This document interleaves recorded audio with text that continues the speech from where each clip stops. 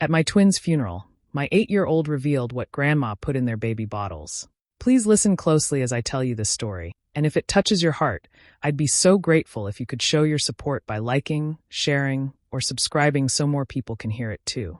The church was quiet except for the sound of sniffles and the soft echo of the. My brother Liam lay in the casket at the front, and I could barely breathe as I stared at him. He was my twin, my other half, and now he was gone. The weight of grief pressed on my chest, making it hard to even stand. I held my daughter Madison's hand tightly, needing her small warmth to keep me grounded. Family filled the pews, whispering among themselves. I could feel eyes on me, some filled with pity, others avoiding me altogether. My mother, Emma, sat in the front row, her face buried in a handkerchief. She looked broken, devastated. Or at least that's what I thought. Then it happened. Madison, my sweet, innocent 8-year-old, tugged on my sleeve. Her little voice rose into the silence of the church. "Mommy, Grandma used to put something in Uncle Liam's bottles too, didn't she?" The words sliced through the room like a knife. The murmurs stopped instantly. Heads turned. Gasps filled the air. For a moment, I didn't even understand what she had said. My heart thudded in my ears as I looked down at her, wide-eyed and confused. "What did you say, honey?" I whispered, my voice shaking. Madison blinked up at me with all the honesty only a child can have. "Grandma used to put something in Uncle Liam's bottles, like she always told me she did when you were babies." I froze. My entire body went cold. The room felt smaller, pressing in on me. People were staring now, waiting for my reaction, watching for Emma's. I turned slowly to my mother. Emma's face was pale, her lips pressed tightly together, but her eyes flashed for just a moment. It was quick, but I saw it, something dark, something sharp. Then she shook her head, lowering her gaze, pretending she hadn't heard. My throat went dry. Questions swirled in my mind, each one louder than the last. What could Madison possibly mean? What had she overheard? Could there be truth in her words, or was this just some child's confusion, said at the worst possible moment? The silence in the church grew heavy. A few relatives exchanged nervous looks. Someone coughed. The priest shifted uncomfortably. I wanted to scream, to demand answers right then and there, but I couldn't move. My grief had been a drowning weight before. Now it mixed with fear and suspicion, dragging me deeper. I looked at Liam's coffin again, and for the first time, a horrifying thought crossed my mind. Had something been done to him all along? The moment Madison's words echoed in the church, something deep inside me unlocked. Memories I hadn't thought about in years came rushing back, uninvited and sharp. It was as if my mind had been waiting for this one spark to bring everything forward, and now it wouldn't stop. I remembered being small, maybe 3 or 4, sitting on the kitchen floor with Liam beside me. We were twins, always together, always sharing everything. What stands out most isn't the toys we played with or the laughter. It's the way our mother, Emma, hovered over us like a shadow. She always insisted on doing everything herself, even when we didn't want her to, especially with bottles. No one else was ever allowed to prepare them. Back then, I thought it was normal. If an aunt or a neighbor offered to help, Emma would smile tightly and say, "I've got it, thank you." Her hands were always the ones mixing, shaking, and bringing the bottles to us. She'd sit there and watch until every drop was gone. I can still see Liam's face, pale and tired after drinking. He was sick often, always the one running fevers, the one curled up in bed while I played outside. The doctors never seemed to know why. "Weak immune system," they'd say. Or, "Some kids just get sick more easily." I remember sitting by his side, holding his little hand, wondering why I was always okay when he wasn't. Emma never seemed worried, though. She always brushed it off as though illness was part of who Liam was. She'd pat his hair, tell him to rest, and then make another bottle. Even when he cried that his stomach hurt, she'd insist he needed to drink more. As I sat in that church, those memories replayed like scenes from a movie. I hadn't questioned them before. Everyone in the family thought Emma was just being helpful, even selfless. They admired her devotion. "She's such a hands-on mother," they'd say. "Always so careful with the kids." But now, with Madison's words echoing in my ears, the image began to shift. What if it wasn't care? What if it wasn't devotion? What if Emma had been controlling us from the very beginning? The thought chilled me. Liam had always been the weaker twin, fragile, struggling. And yet I had thrived. Was it chance? Or had something else made him that way? I tried to shake the memories, to convince myself it was just grief twisting them into something darker. But once the seed of suspicion is planted, it grows fast. I saw Emma's hand gripping a bottle. I saw Liam's small body curled up under blankets, sweating and shivering. I heard her voice telling us she knew best, always knew best. And suddenly, I wasn't sure if my mother had protected us, or if she had broken us from the start. After the funeral ended, people slowly began filing out of the church, whispering as they passed. Some gave me gentle hugs, others avoided my eyes, but all I could think about was what Madison had said. My hands were trembling as I guided her to a quiet corner outside, away from the noise and the pitying looks. I knelt down so I was eye level with her. "Sweetheart," I said softly, "what did you mean back there? About Grandma and Uncle Liam's bottles?" Madison's face was innocent but serious. She didn't seem to understand how heavy her words had been. She bit her lip for a second, then said, "I wasn't supposed to tell, but I heard Grandma talking one time." My heart skipped. Talking about what? I pressed, trying to keep my voice calm, even as fear clawed at me. "She was in the kitchen," Madison explained, "and I was playing in the hallway. She was laughing with one of her friends on the phone. She said babies were easy if you knew how to keep them calm. She said, if you put a little something in their bottles, they'd stay quiet and sleep." I froze. A cold wave swept over me, and I could barely breathe. Madison's words felt unreal, like I'd stepped into a nightmare. "Did she say what it was?" I asked carefully. Madison shook her head. "I asked her once after, when it was just me and her.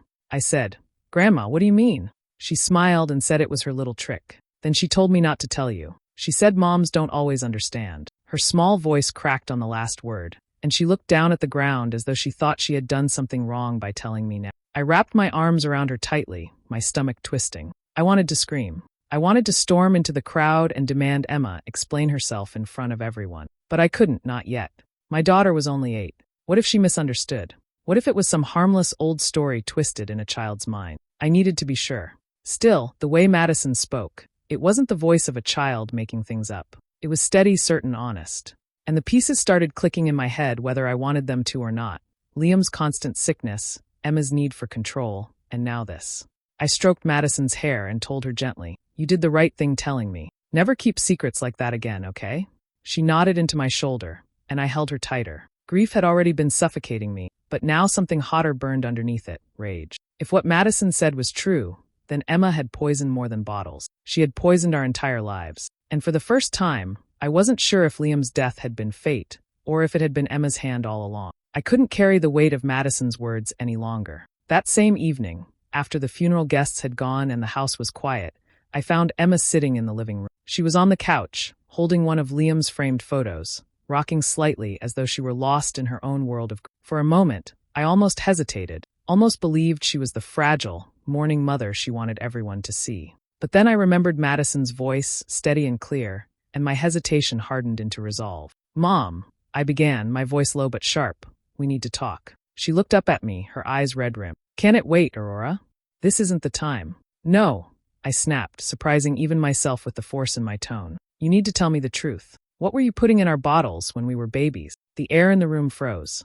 For a moment, Emma's face was unreadable. Then she gave a soft, humorless laugh. "Oh, Aurora, kids make things up. You know Madison, always with her imagination." Her words might have sounded dismissive, but her tone was too smooth, too rehearsed. It made my skin crawl. "She didn't imagine it," I shot back. "She heard you say it.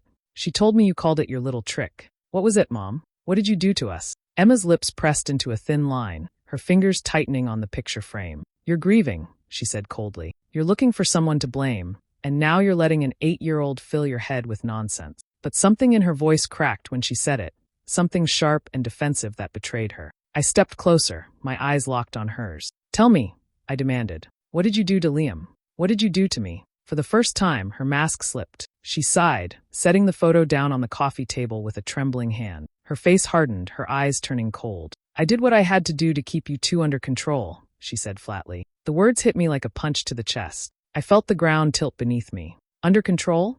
I repeated, my voice shaking. "You mean you actually—" She cut me off, her voice rising, laced with a strange pride. "You were difficult babies, always crying, always needing something. I couldn't manage alone. So yes, I found ways to calm you down. Ways to make life easier for all of us. You should be grateful. You turned out fine, didn't you?"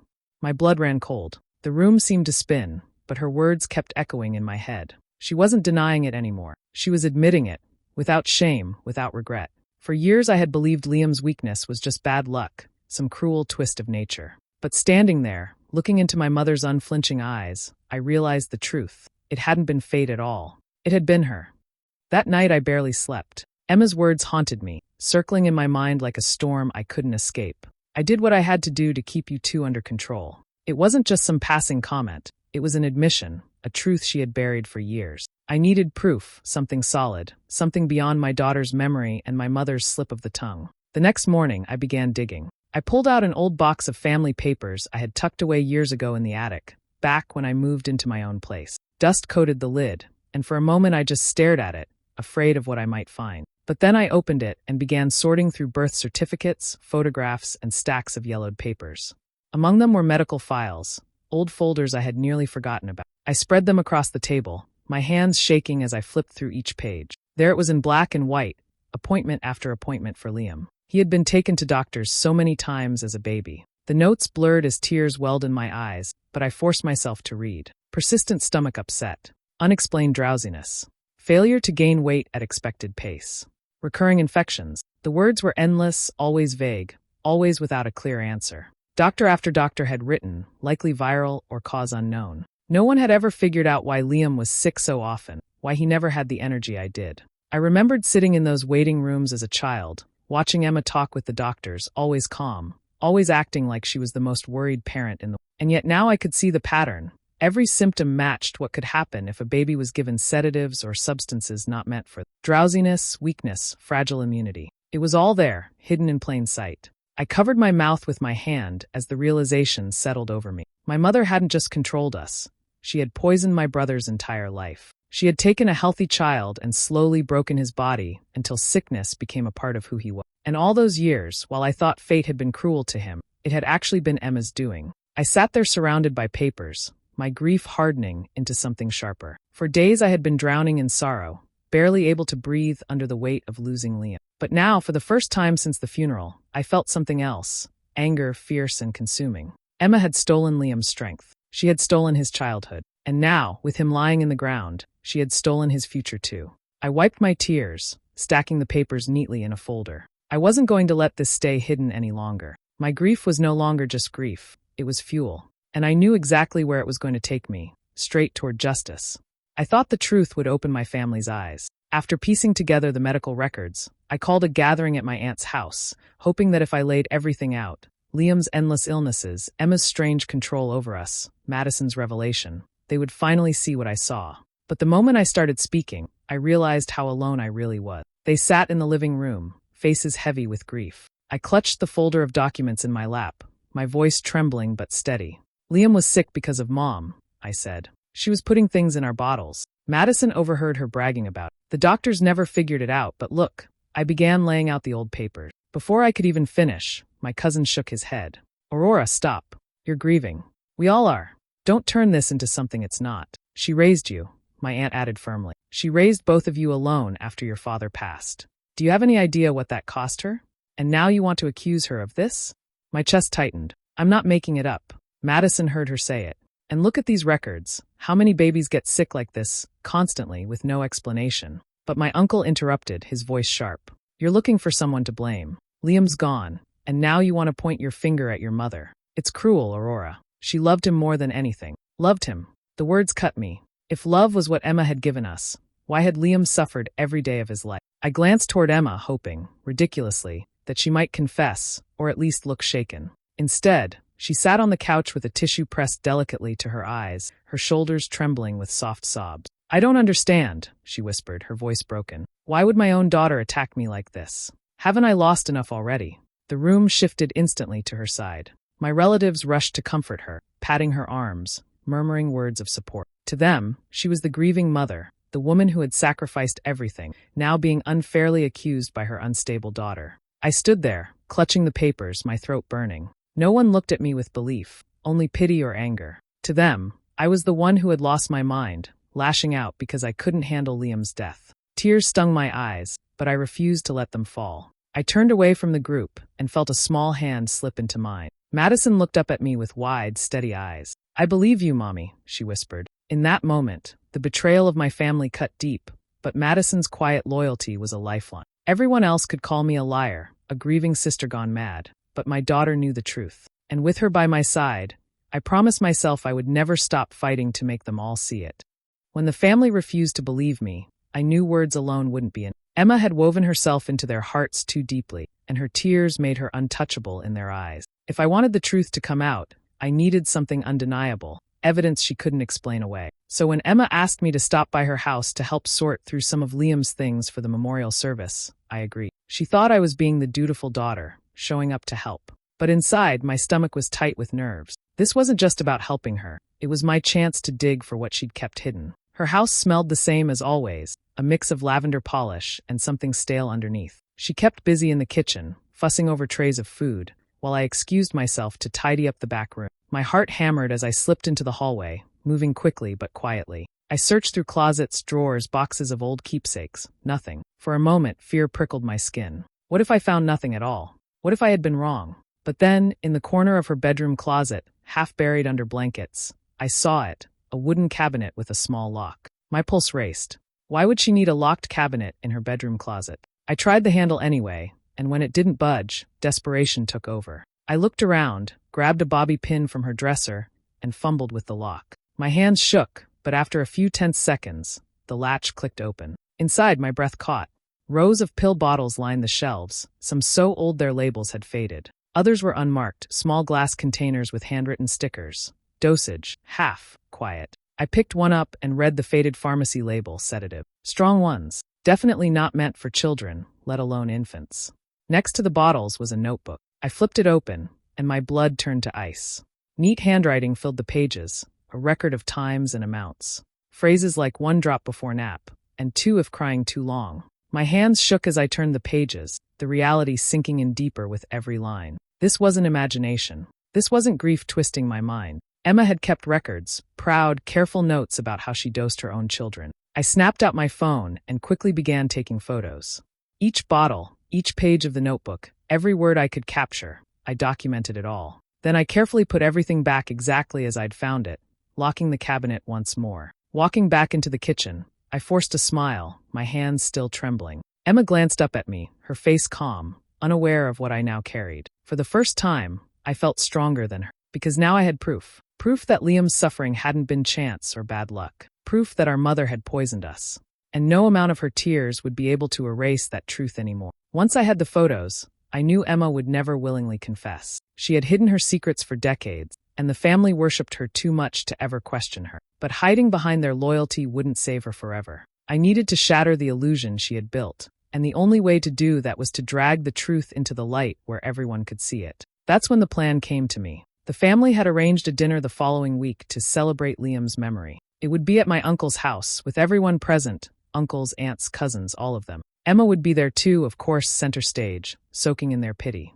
And that was when I decided I would use the gathering to expose her. The thought made my chest tighten with both fear and determination. Emma had a way of twisting every situation, turning herself into the victim while making me look unstable. I knew she would try to do the same again. But this time, I wasn't coming with only words. I was coming with proof. That night, I sat down with Madison in her bedroom. She hugged her stuffed bunny to her chest while I explained my plan gently. "Sweetheart," I said, brushing her hair back. "Do you remember what you told me about Grandma?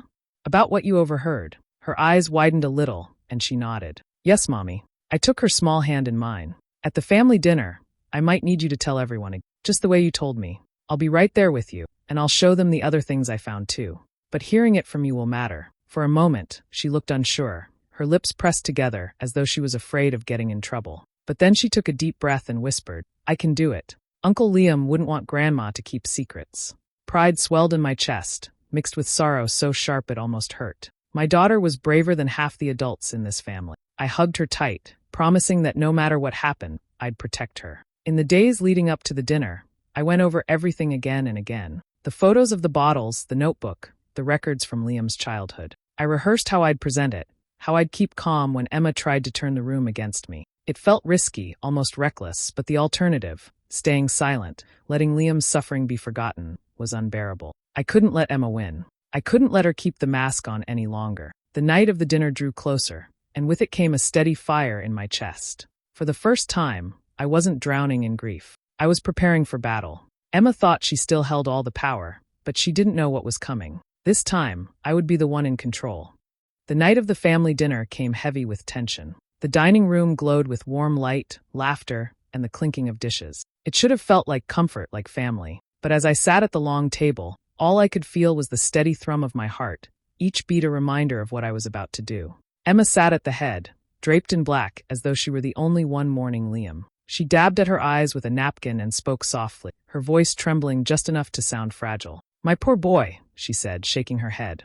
"I did everything I could for him. God knows I tried my best." The relatives murmured their agreement. A cousin reached across to pat her hand. My throat burned, but I stayed silent, letting her weave her performance. I wanted them to hear her words before I tore them down. Finally, when the table fell quiet, I pushed back my chair. My voice was calm, though inside I was shaking. "You say you did everything for Liam, Mom," I said evenly. "But I think it's time everyone sees what that really means." Every eye turned to me. Emma blinked, her expression wavering for just a second before settling into confusion. "Aurora, what are you doing?" I pulled my phone from my pocket and began swiping through the photos. I held it up so the table could see. Images of old pill bottles, some labeled, some not, faded pharmacy stickers for sedatives, and page after page of handwritten notes marked with dosages. Gasps echoed around the table. "This," I said firmly, "is what I found hidden in Mom's cabinet. Records of how she put drugs into our bottles. Records of how she controlled us, even as infants. Liam's illnesses weren't accidents. They were her doing." The room fell into stunned silence. Chairs creaked as people leaned forward to see. I could feel the weight of their disbelief, their fear. And then Madison's small voice rose, clear and brave. "I heard her," she said. Everyone turned to her, surprised. "Grandma told me she used to put things in bottles to make babies quiet. She told me not to tell Mommy. But it's true." Whispers filled the room, sharp and disbelieving. A cousin muttered, "No, that can't be." My aunt clutched her chest. Eyes darted back to Emma. Her mask cracked. She slammed her napkin down, her voice no longer soft or trembling but sharp, loud, venomous. "Fine. Yes. I did it. Do you think I could have survived without it? You two were impossible, always crying, always needing. I did what I had to do. I kept you manageable." The words hung in the air, thick and poisonous. No one moved.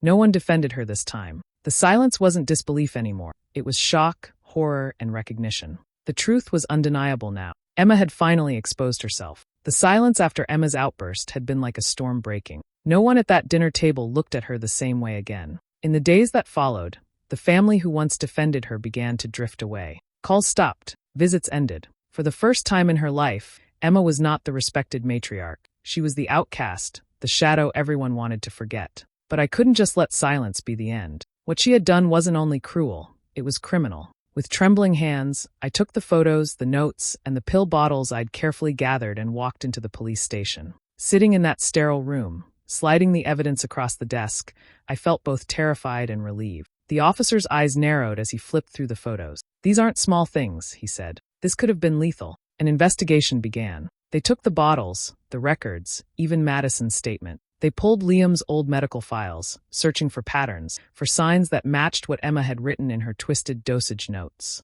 Every discovery cut deeper, but it also sharpened the blade of justice. For the first time since the funeral, I felt like my grief had somewhere to go. Emma tried to reach out, calling from her empty house.